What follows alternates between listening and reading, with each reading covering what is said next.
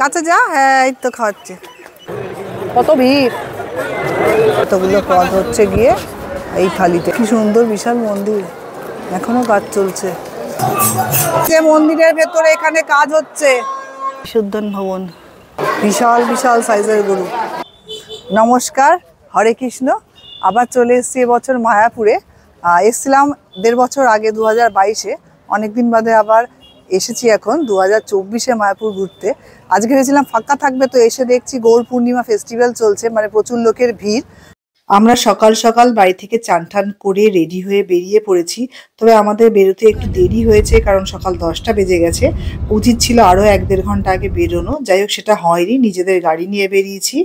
আর এই যে আমাদের রাস্তাটা, মানে এটা হলো NH-12, যেটা আগে NH-34 ছিল। আমরা যেহেতু বহরমপুর থেকে যাচ্ছি, তো বহরমপুর থেকে 89 কিলোমিটার দূরে হলো মায়াপুর ইস্কন মন্দির, আর সময় লাগে 2 থেকে 2.5 ঘন্টার মতো। রাস্তা বেশ ভালো, আর আমরা রাস্তায় সেরকম একটা জ্যামও পাইনি। এই যে চলে এসেছি আমরা মায়াপুর ইস্কনে। এইটা হলো 4 নম্বর গেট। এই 4 নম্বর গেট দিয়ে ঢুকতে হবে যারা প্রাইভেট গাড়ি নিয়ে আসছেন এবং যারা ভেতরে গাড়ি পার্কিং করবেন, কারণ সামনেই পার্কিং করবার জন্য পারমিশন নিতে হবে। এই যে আমাদের গাড়িও লাইনে দাঁড়িয়ে গেছে। এখানে গাড়ি রাখবার জন্য 24 ঘন্টা বর্তমানে হলো 180 টাকা। আজকে ভেবেছিলাম ফাঁকা থাকবে, তো এসে দেখছি গৌর পূর্ণিমা ফেস্টিভ্যাল চলছে, মানে প্রচুর লোকের ভিড়। এখন আমরা মায়াপুর আর নবদ্বীপ দুটো ট্যুর একসাথে করবো বলে এসছি, আর এখানে থাকবো বলে ভেবেছি। তো প্রথমে আমরা কুপন কালেক্ট করব আর দেখবো যে রুম পাচ্ছি কিনা এখানে যতগুলো ভবন আছে তার মধ্যে। তো এখন যাচ্ছি এক একটা ভবনে জিজ্ঞাসা করতে। এটা হলো ভামসি ভবন। এখন আমরা এই ভবনটাতে ঢুকছি জিজ্ঞাসা করার জন্য যে রুম অ্যাভেলেবেল আছে কিনা। ভামসি ভবনের রুম আমরা পেয়েছি, তবে এখানে বড় রুম রয়েছে, মানে 5-6 জন থাকার মতো রুম। আর ভাড়া বলছে পার নাইট 2000 টাকা, সকাল 9টা থেকে পরের দিন 9টা অবধি চেক আউট টাইম আর কি, 24 ঘন্টার জন্য। তো আমরা এত বেশি রেট দিয়ে থাকবো না বলে এখন অন্য ভবনগুলোতে যাচ্ছি। মায়াপুর ইস্কনে থাকবার জন্য যতগুলো ভবন রয়েছে, সেই সব ভবনগুলোতে সাধারণত অনলাইনে 2 মাস আগে থেকে রুম বুকিং করতে হয়, বা ফোনে করলেও 2 মাস আগে থেকে করতে হয়। তবে সেটা যে কোনো ফেস্টিভ্যালের সময়। তা অন্য সময়গুলোতে আপনারা এসেও রুম বুকিং করতে পারবেন, মানে অন স্পট পাবেন। আমরা এর আগে এরকমভাবে এসে রুম বুকিং করেছিলাম, সেরকম ভেবে এবারে এসেছিলাম, কিন্তু এবার গৌর পূর্ণিমা ফেস্টিভ্যাল চলায় আমরা এখানে এসে কোনো রুম পাচ্ছি না। ভামসি ভবনে একটাই রুম ছিল 2000 টাকা, সেটা আমরা না নিয়ে ভুল করেছি, কারণ তারপরে আর কোনো রুম নেই, সোল্ড আউট হয়ে গেছে সব। ঈশ্বরদান ভবনে এখন এসছি, এখানেও আমরা কোনো রুম পাই। কি সুন্দর করে সাজানো, দু সাইডে ফুলের টব দিয়ে খুব সুন্দর করে সাজানো। ঈশ্বরদান ভবনের সামনেটা সব থেকে বেশি সুন্দর লাগে বাদ বাকি ভবনের গুলোর থেকে। ঘিঞ্জি ভাবটা নেই তো, খুব সুন্দর। এই যে ঈশ্বরদান ভবন, কত রুম রয়েছে, তবুও লোক এত বেশি আসছে যে একটা রুম পাওয়া যাচ্ছে না। ঈশ্বরদান ভবনের রুম বুকিং গদা ভবন থেকে হয়।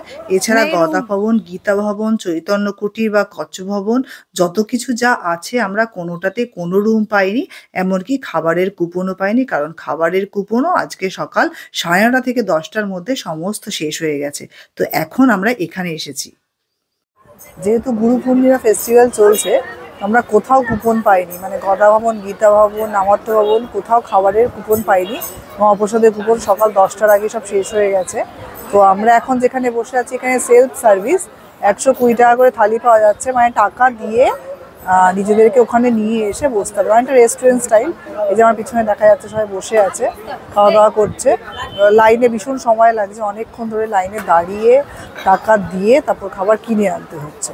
মানে অন্যান্য জায়গায় যেমন বসে খাওয়ানোর ব্যবস্থাটা সেটা নেই, টেবিল চেয়ারে বসে ওই টাকা দিয়ে নিয়ে আসতে হবে, যেরকম সব রেস্টুরেন্ট বা ক্যাফেগুলোতে থাকে সেই সিস্টেমে। এখানে যে সেন্টারটা রয়েছে সেখানেই একমাত্র খাবার পাওয়া যাচ্ছে এখনো অবধি। তো আমরা এখন ওখানে খাবার অর্ডার করেছি। এটা হলো রাধা মাধব মহাপ্রসাদ কাউন্টার, গীতা ভবনের কাছে। এখানে একমাত্র এই একটার পরেও খাবার পাওয়া যাচ্ছে। আপনারা যদি এসে কুপন না পান তাহলে এখানে খাবার পেয়ে যাবেন, তবে মূল্যটা একটু বেশি অন্যান্য ভবনগুলোর তুলনায়। আমাদের খাবার অবশেষে চলে এসছে, এই যে 120 টাকার থালি নিয়ে আসতে হয়েছে। ওখানে গিয়ে দেখাচ্ছি কি কি আছে। এই যে চানা রয়েছে, এখানে একটা 5 তরকারি রয়েছে, আর এখানে পনির রয়েছে, তার সাথে বেগুনি আছে, আর মিষ্টির মধ্যে পায়েস আছে, আর একটা গোলাপ জামুন রয়েছে, আর এখানে ডাল দিয়েছে। এই টোটাল এতগুলো পদ হচ্ছে গিয়ে এই থালিতে 120 টাকা থালি, আর তার সাথে একটা করে জলের বোতল দিয়েছে। খাবারের কোয়ালিটি বেশ ভালো, সত্যি রান্নাগুলো খুব সুন্দর খেতে। তাছাড়া স্বদেশি বিদেশি সবাই মিলে একসাথে বসে খেলাম, খাবারের অভিজ্ঞতাও ভালো। আমরা এসেছি এমন একটা সময়, যেই সময় যে গুরু পূর্ণিমা ফেস্টিভ্যাল চলছে, এটা চলবে 27শে মার্চ পর্যন্ত। তাই এখন যদি কেউ আসতে চান তাহলে অবশ্যই আগে থেকে বুক করে আসবেন থাকবার জায়গা, কারণ এসে ইনস্ট্যান্ট বুকিংয়ে পাবেন না। আর যদি আগে থেকে আপনাদের এখন বুক করা আছে তাহলে আসতেই পারেন 27শে মার্চ অবধি, কিন্তু এই রাশটা থাকবে। আমরা এসে যেমন থাকবো ভেবে এসেছিলাম, একটা ভবনেও কোনো রুম পাইনি। প্লাস আবার আজকে এমন দিনে এসেছি যে সকাল 10টার মধ্যে খাবারের কুপন মানে প্রসাদের কুপনও শেষ হয়ে গেছে। তো আমাদের এখান থেকে প্রসাদ খেতে হলো। প্রসাদ মানে কি, এখানে 120 টাকা দিয়ে থালি সিস্টেমে আমরা খাবার খেলাম। গদা ভবনে যে বসে খাওয়ার যে সিস্টেমটা, যেটা অন্যান্যবার পেয়েছি উপভোগ করতে, সেটা এবার পারলাম না। তো 27শে মার্চ পর্যন্ত কিন্তু এই রাশটা থাকবে। আমি প্রোগ্রামের ডিটেলসটা ভিডিওতে দিয়ে দিলাম। আর মন্দির 12টা থেকে 4টে অবধি কিন্তু বন্ধ থাকে। আমরা এখন যাচ্ছি গোশালা দেখতে।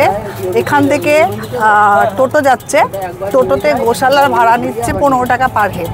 এদের রেট চার্ট দেওয়া আছে, সেইটা অনুযায়ী নিচ্ছে। যে টোটোগুলোর গায়ে লেখা রয়েছে, চার্ট দেওয়া রয়েছে, গোশালার ভাড়া হলো 15 টাকা। মায়াপুর ইস্কনের ক্ষেত্রে খুব সকাল সকাল না আসলে কিন্তু মন্দির আপনারা খোলা পাবেন না, কারণ 12টার পর থেকে মন্দির বন্ধ হয়ে যায়। প্রায় 4টে সাড়ে 4টে পর্যন্ত মন্দির বন্ধ থাকে। এই ফাঁকে অবশ্য অন্যান্য দেখবার জিনিসগুলো আপনারা ঘুরে নিতে পারেন, যেমন আছে গোশালা, আমরা সেখানেই যাচ্ছি। এছাড়াও একটা প্ল্যানেটোরিয়াম আছে, চাইলে সেটাও ঘুরে দেখতে পারেন। এই যে গোশালায় চলে এসেছি আমরা। একটুখানি রাস্তা, 15 টাকা ভাড়াটা টোটোতে খুব বেশি। গোশালার সামনে এই যে প্রচুর লোক দাঁড়িয়ে আছে, অনেক টোটো।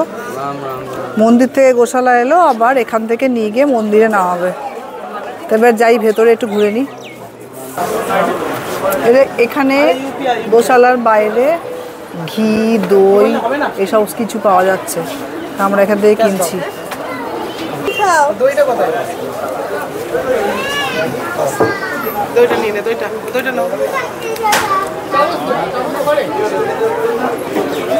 এই যে এখানে মিষ্টি পাওয়া যাচ্ছে বিভিন্ন রকম।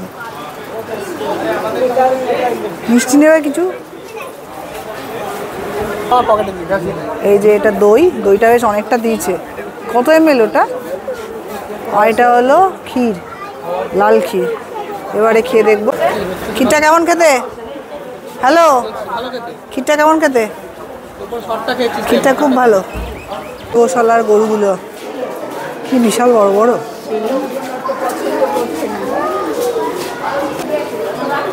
বিশাল বিশাল সাইজের গরু, শিংগুলো কি বড় বড়। গরুগুলো খাবার খাচ্ছে, এখানে খাবার দেওয়া থাকে, খড়, ওরা খাচ্ছে এখন। সারি সারি গরু। মায়াপুর ইস্কনের গোশালা। কেমন লাগছে? এই নিয়ে দুবার, আমার মেয়ের দুবার এই গোশালা আসা হয়ে গেল। এর আগে একবার এসছিল 1.5 বছর আগে, এবার আবার এলো। এই গড়ি চলে যাচ্ছে আমার থেকে দূরে দূরে। হ্যালো, হ্যাঁ, সিংড়ে গুঁতো বেড়ে দেবে নাকি? ও এখন খেতে ব্যস্ত। এখানে গরুদের খাওয়ানোর জন্য দান করার ব্যবস্থা আছে। এই যে ওজন করে দান করা, বিভিন্ন রকম সামগ্রী রয়েছে গরুদের খাওয়ানোর জন্য।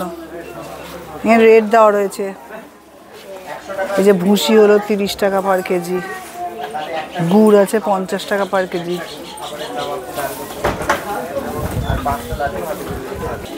এই যে গরুর খাবার, ভুসির লাড্ডু এগুলো। যে আমার মেয়ে লাড্ডু নিয়েছে গরুকে খাওয়াবে বলে, 100 টাকায় 5টা লাড্ডু দিয়েছে, একটা গরুর খাবার। এটা হচ্ছে দান করা হলো। চলো এবারও খাওয়াতে যাচ্ছে। মেয়ের বাবা হাতে একটা নিয়ে নিয়েছে। এই যে এই যে এসছে মুখ, নে খাওয়া দে, আস্তে আস্তে দে, ওরম করে না, কাছে যা। হ্যাঁ, এই তো খাওয়াচ্ছে।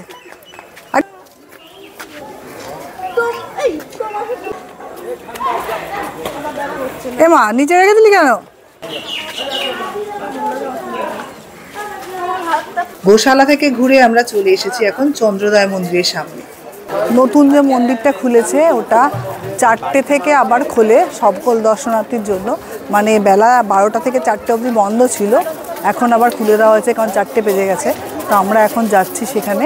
এখানে ঢুকতে গেলে টিকিট কাটতে হবে, টিকিট কেটে নিয়ে তারপর আমরা দর্শন করতে ঢুকবো। আর এটা খোলা থাকে 4টে থেকে 5টা, 1 ঘন্টা। কি সুন্দর বিশাল মন্দির, এখনও কাজ চলছে। এই যে এইটা আমাদের জন্য এখন খুলে দেওয়া হয়েছে, নরসিংহ মন্দির। লোকে লোকারণ্য। আর এদিকে কন্টিনিউ কীর্তন হচ্ছে। এই যে আমার পিছনে এখান থেকে নরসিংহ মন্দিরে যাওয়ার কুপন দেবে।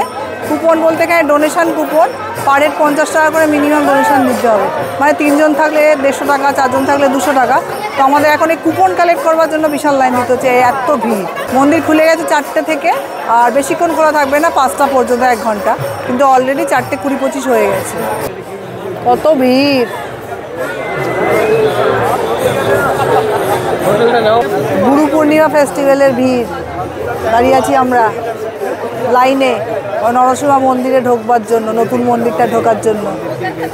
এখানে কিছু সত্যি ঘটনা শেয়ার করি। আমরা যখন ঢুকলাম, মানে মেন গেট দিয়ে ঢোকানোর সময় কোনো কুপন চেক করা হয়নি, মানে কেউ চাইলে ডোনেশন নাও করতে পারেন।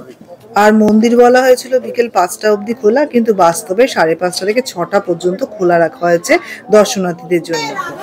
হরে রামা, হরে হরে, হরে কৃষ্ণ, হরে কৃষ্ণ।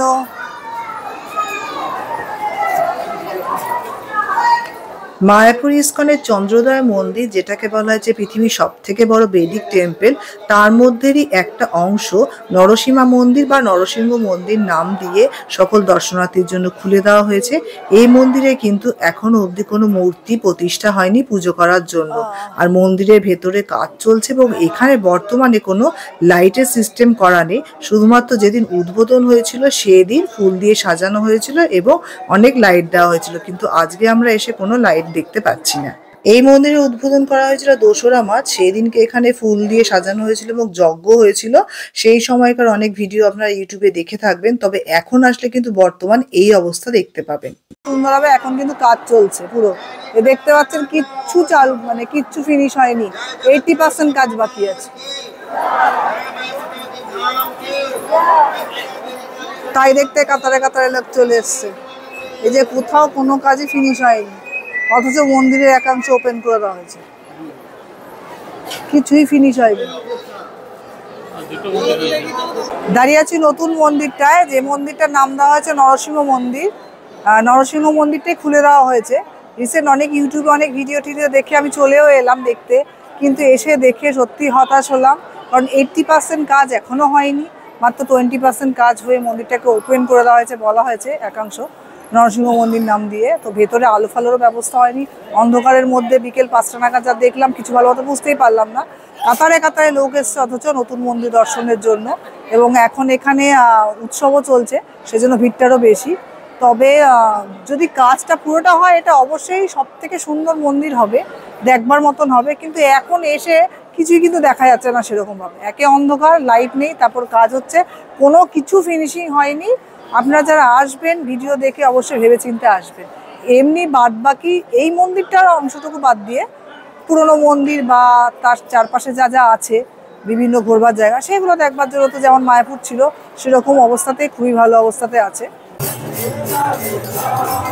নতুন মন্দির দেখে সেরকম ভাবে সন্তুষ্ট না হলেও এই ভিড়ের মধ্যে সবাই মিলে হরিনাম সংকীর্তন করে কিন্তু দারুণ আনন্দ পেয়েছি। সামনেই দোল, আর দোলে কিন্তু এর থেকেও বেশি ভিড় আপনারা পাবেন। তবে এই আনন্দময় পরিবেশ উপভোগ করতে ভুলবেন না, সারা জীবন কিন্তু এই হরিনাম মনে থাকবে।